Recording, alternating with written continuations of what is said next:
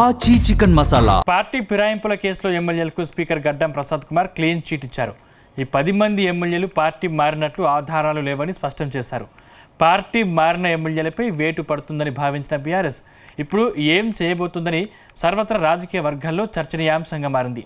Party ఫిరాయింపుల కేసులో BRS next step ఏంటి? Let's watch the story.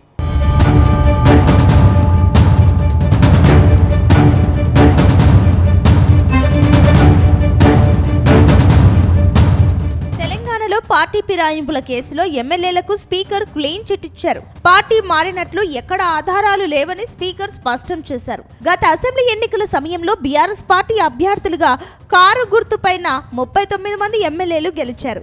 రాష్ట్రంలో కాంగ్రెస్ పార్టీ అధికారంలోకి రాగానే బీఆర్ఎస్ పార్టీకి చెందిన 10 మంది ఎమ్మెల్యేలు పార్టీ మారారు. ఇందులో Bhadrachalam MLA Tellam Venkatrao, Chevella MLA Kale Yadaiah, Rajendranagar MLA Prakash Goud, Gadwal MLA Bandla Krishnamohan Reddy, Cherlingampalli MLA Arekapudi Gandhi, Patancheru MLA Gudem Mahipal Reddy, Jagtial MLA Sanjay, Banswada MLA Pocharam Srinivas Reddy, station Ghanpur MLA Kadiyam Srihari, Khairatabad MLA Danam Nagender ఉన్నారు.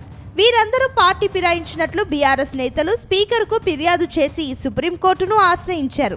దాంతో సుప్రీంకోర్టు వీలైనంత త్వరగా కేసును తేల్చాలంటూ స్పీకర్కు గడువు ఇచ్చింది. ఈ నేపథ్యంలో విచారణ చేపట్టిన స్పీకర్ గడ్డం ప్రసాద్ కుమార్ ఎమ్మెల్యేలు పార్టీ మారినట్టు ఆధారాలు లేవని వారికి క్లీన్ చిట్ ఇచ్చారు.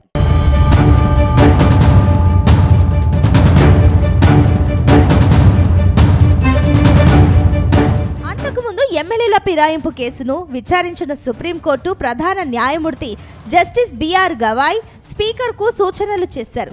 ఈ కేసు విచారణ చేసి పార్టీ ఫిరాయింపులపై 6 నెలల్లో చర్యలు తీసుకోవాలని తీర్పు ప్రకటించారు.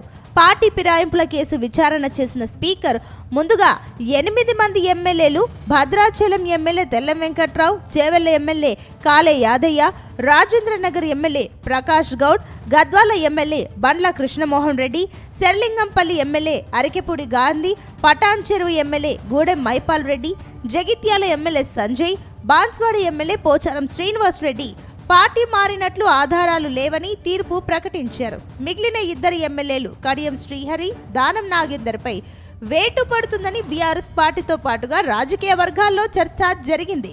స్పీకర్ నిర్ణయానికి ముందే కడియం శ్రీహరి రాజీనామా చేస్తారని, టెక్నికల్ ఆధారాలతో దానం నాగేందర్పై స్పీకర్ వేటు వేస్తారని అందరూ భావించారు. కానీ స్పీకర్ మాత్రం బీఆర్ఎస్కు షాక్ ఇచ్చేలా నిర్ణయం ప్రకటించారు.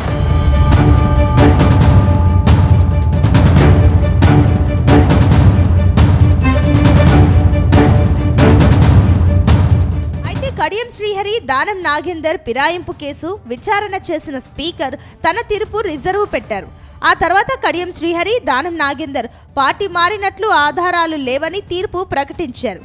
ఈ ప్రకటనతో బీఆర్ఎస్ పార్టీకి చెందిన 10 మంది ఎమ్మెల్యేలు పార్టీ మారినట్లు ఆధారాలు లేకుండా పోయింది. ఈ తీర్పుతో కడియం శ్రీహరి, దానం నాగేందర్ స్పందిస్తూ మీడియా ముందుకు వచ్చి బీఆర్ఎస్ పై ఆరోపణలు చేశారు. బుధవారం తెలంగాణ భవన్లో మీడియా సమావేశం నిర్వహించిన BRS working president KTR speaker తీర్పుపై స్పందించారు.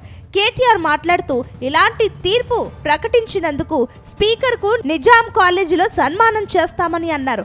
భారతదేశ చరిత్రలో ఇటువంటి తీర్పులను ఎప్పుడూ ప్రకటించలేదని, కాంగ్రెస్ పార్టీ అగ్రనేత రాహుల్ గాంధీ ఎలా చెప్తే స్పీకర్ అలా నడుచుకుంటున్నారని విమర్శలు గుప్పించారు.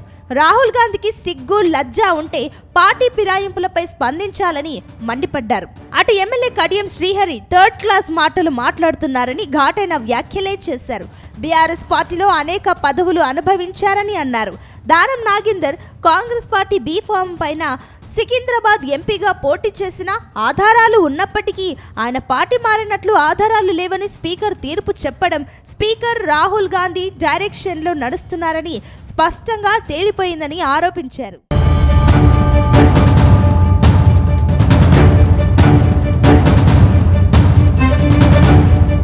మొత్తం మీద పార్టీ ఫిరాయింపులపై వేటు పడేంత వరకు వెనక్కి తగ్గేదే లేదని బీఆర్ఎస్ అంటోంది. పార్టీ మారలేదని 10 మంది ఎమ్మెల్యేలకు క్లీన్ చిట్ ఇచ్చిన స్పీకర్ ఆర్డర్డ్ కాపీ ఎందుకు ఇవ్వడం లేదని విమర్శిస్తోంది. స్పీకర్ కార్యాలయం కాంగ్రెస్ పార్టీ కార్యాలయంగా మారిందని విమర్శలు చెబుతోంది. కానీ ఎమ్మెల్యేల క్లీన్ చిట్ ఆర్డర్ కాపీ రాగానే హైకోర్టుకు వెళ్తామని అంటున్నారు.